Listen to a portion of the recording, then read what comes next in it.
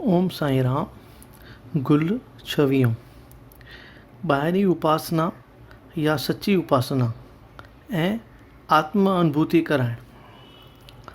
सतगुरुनि जे चरण धोइण लाइ अखियुनि जो पाणी खपे। सचे प्रेम रूपी चंदन लॻाइणु खपे। वस्त्रनि पाइण बदिरां दृढ़ ऐं पको विश्वास खपे ऐं सात्विक भाव ऐं एकाग्र चित्त रूपी फल अर्पण करणु खपे।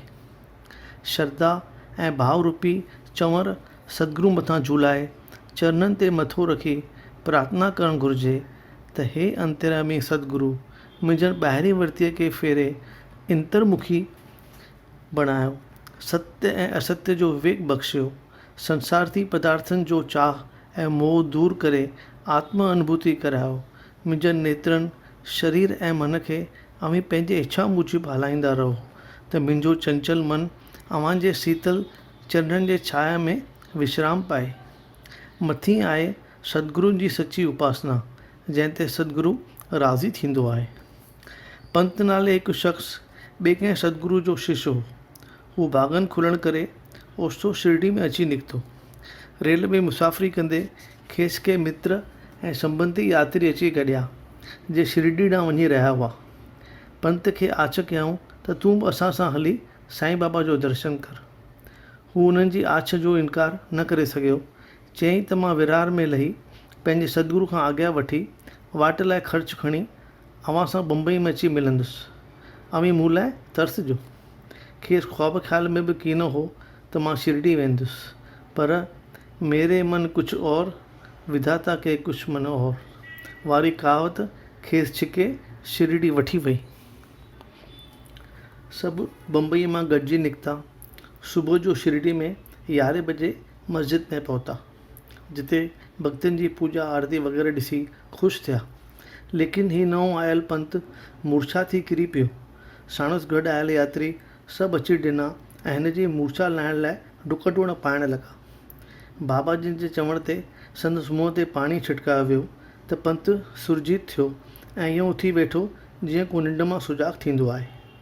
अंतर्यामी बाबा जिन खेसि उपदेश ॾिनो त जंहिं गुरु या अष्ट में हिन जो विश्वास हुजे, उनखे हिकु थंबो सम्झी पको भाकुर पाए बीहणु खपे ऐं हिन सां अभियंता कर, यानी मिली हिकु थी वञ। इहे शब्द ॿुधी पंत खे पंहिंजे सतगुरु जी यादगिरी आई ऐं वक़्तु वक़्तु साईं बाबा जे आसीस वठण लाइ शिरडी में ॿियो ईंदो हो। हिकु गृहस्थी ते दया दृष्टि करणु। हरिश्चंद्र पितले नाले हिकु गृहस्थी जे पुट खे मिर्गीअ जो मर्ज़ अची लॻो। हिननि देसी ऐं विदेशी दवाऊं कयूं, पर फ़ाइदो कीन पियो। 1910 में हिन भक्त दासगुण जो कीर्तन ॿुधो, जंहिंमें हिन साईं बाबा जूं लीलाऊं ॿुधियूं त कीअं न केतिरनि दुखी खे बाबा जिन सिर्फ़ु हथ लाइण सां ई शफ़ा मिली चुकी आहे। हरिश्चंद्र दिलि पिणु सुरकी त अहिड़े करामत वारे संत जी आसीस सां पंहिंजे पुट जो रोग दूर करियां। सो फलनि जी टोकरी वठी पंहिंजे स्त्री ऐं रोगी ॿार वठी साईं बाबा जे चरणनि ते सभु अची पिया। बाबा जी नज़र पवण शर्त संदसि पुटु बेहोश ऐं बेसुध थी धरती ते लेटी पियो। संदसि वात मां झाग वहणु लॻी, अखियूं फिरी वियसि ऐं बदन मां पघर वहणु लॻुसि ऐं ईअं पियो लॻो ॼण त संदसि प्राण निकिरण वारा आहिनि। पुट जो इहो हाल ॾिसी माता पिता निरासी विचां घबराइजी विया। जेतोणीकि हू उन ई नज़ारे ते हिरियल हुआ, पर अॼु जॾहिं मूर्छा वारी हालति गच वक़्तु हली त संदसि अखियुनि मां जल वहणु लॻो ऐं वरलाप करणु लॻा त असां जेकी आशा रखी आयासीं उहा बदिलजी निराशा थी पई। असीं साईं बाबा शेर जे शरण में आयासीं, लेकिन हीउ त मौत जो लक़मो थियण वारो आहे। असीं मस्जिद जे छाया में विश्राम वठणु आयासीं, पर असांजो पुटु असांखां मोकिलाए थो वञे। सारी संगत जा पिणु माता पिता सां हमदर्दी ॾिसी बाबा जिन चयो त अव्हीं धीरज धरियो, पुट खे पंहिंजी जाइ ते वठी वञो। अधु कलाक खां पोइ हीउ सुर्त ऐं होश में ईंदो, ख़ातिरी करियो। बाबा जिन जा मुखावरनि मां इहे लफ़्ज़ ॿुधी खेनि धीरज आयो ऐं आज्ञा मूजिबि छोकिरे खे जाइ ते वठी विया। उते पहुचण सति बाबा जा वचन सच निकिता ऐं छोकिरो होश में अची सभु ॾींहं निहारणु ऐं मुश्कणु लॻो। संदसि माउ पीउ ख़ुशीअ में अची नचणु लॻा ऐं यकदमि मस्जिद में अची बाबा जा चरण दॿाइण लॻा। बाबा जिन चयनि, हाणे अव्हां जूं शंकाऊं दूर थियूं न। जेके विश्वास धीरज धारींदा, हरी उन्हनि जी रक्षा ज़रूरु कंदो। श्री पतले हिकु शाहूकार शख़्स हो, तंहिं करे हिन पुट जे ठीकु थियण जी ख़ुशीअ में वॾे दिलि सां मिठाई ऐं मेवा खूब विरहाया। संदसि स्त्री वरी अहिड़ी सात्विक वर्ती वारी हुई जो हिकु हंधि वेही सारो वक़्तु बाबा जिन जी अखियुनि में पंहिंजूं अखियूं लॻाए वेहंदी हुई ऐं संदसि अखियुनि मां आंसू पिया वहंदा हुआ। संदसि सरल ऐं मधुर सुभाउ ॾिसी बाबा जिन मथिस राज़ी थिया। 2 रुपया ऐं 3 रुपया। कुझु वक़्तु रही जॾहिं शिरडी मां रवाने थियण जी मोकल वठणु आया त बाबा जिन ॿिन्ही खे ऊधी प्रसाद ॾेई आसीस करे चयो त बापू, पहिरीं मूं अव्हां खे 2 रुपया ॾिना हुआ, पर हींअर 3 रुपया ॾियांव थो। उन्हनि जी हर रोज़ु पूॼा कंदा रहंदा त अव्हांजो कल्याण थींदो। पितले साक्षात प्रणाम करे नमस्कार कयो। दिलि में चयईं, मां त हिते पहिरियों दफ़ो आयो आहियां। पोइ बाबा जिन चयो त मूं अव्हां खे पहिरीं 2 रुपया ॾिना हुआ, तंहिंजो मतिलबु छा आहे? पर बाबा जिन चुप रहिया ऐं हू मोकिलाए मुंबई में मोटी आयो। घर अची शिरडीअ जी यात्रा जी सारी वार्ता पंहिंजे ॿुढी माउ खे ॿुधायईं, जंहिंमें 2 रुपयनि जो ज़िक्र पिणु कयईं। संदसि माउ खे पिणु अवल सम्झ में कीन आयो त 2 रुपया कॾहिं ऐं किथे बाबा जिन ॾिना हुआ। पर पोइ उन ते वीचार कंदे पुट खे चयईं त जीअं तूं पंहिंजे पुट खे वठी साईं बाबा जो दर्शन करणु वियो हैं, तीअं तुंहिंजो पिता पिणु केतिरा साल अॻु अक्कलकोट महाराज जे दर्शन लाइ वियो हो। हू पूर्ण सिद्ध पुरुष, योगी ऐं त्रिकालदर्शी महात्मा हो।